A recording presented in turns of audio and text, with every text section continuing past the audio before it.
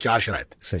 سب سے پہلی شرط ہے ان يندم على فعله. بالکل ٹھیک. بلکہ میں یہ کہوں گا کہ یہ دوسری شرط ہے. اس سے بھی پہلی شرط یہ ہے ان يقلع عن المعصیہ، کہ سب سے پہلی یہ ہے کہ انسان گناہ سے باہر آئے. بالکل ٹھیک.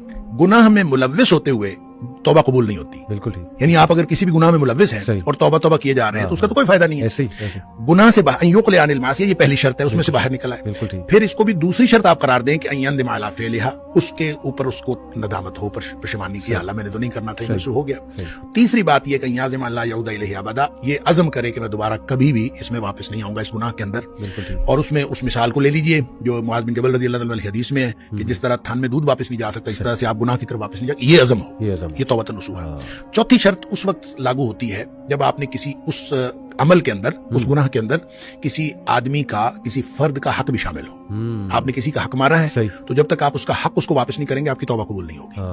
لہٰذا یہ نہیں ہے کہ آپ صرف اللہ سے توبہ کر لیں. آپ نے کسی کا مال چوری کیا ہے، کسی کو نقصان پہنچایا ہے، اب اللہ سے توبہ کر لیں تو آپ کا گناہ معاف ہو جائے گا، ایسا نہیں ہوگا. حقوق العباد جو ہیں وہ آپ کو پورے کرنے پڑیں گے، پھر آپ اللہ سے معافی مانگ لیں. ہاں اگر کسی کا اگر حق آپ پورا نہیں کر سکتے آپ اس سے معاف کروا لیں. آپ اسے معاف کروا لیں کہ مجھے معاف کر دیں، میں نہیں پورا کر سکتا، پھر آپ اللہ سے معافی مانگیں. اچھا، جب کسی نے توبۃ النصوح کی ہے اور سچی توبہ کی ہے تو وہ توبہ ہے ہی ایسی کہ اس کے اندر یہ ڈٹرمینیشن شامل ہے کہ میں واپس نہیں جاؤں گا اس گناہ کی طرف. اگر ایسی توبہ کی ہے تو وہ قبول ہے انشاءاللہ.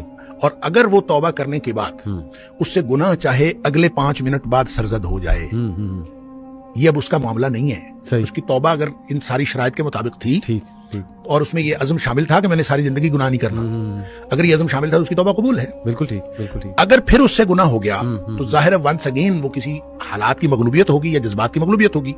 تو جب پھر گناہ ہوا تو پھر اس کے اوپر وہ اسی طرح کی توبہ پھر لاگو ہوگی، پھر ہوگی تو پھر وہ توبہ قبول ہو جائے گی.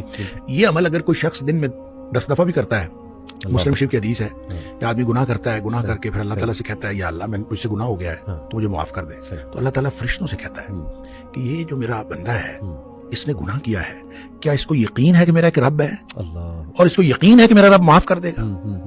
اور فرشتے کہتے ہیں یا اللہ یقیناً اس کو یہ یقین ہے، اسی لیے تو آپ سے معافی مانگ رہا ہے. اللہ تعالیٰ فرماتے ہیں میں نے اس کو معاف کر دیا.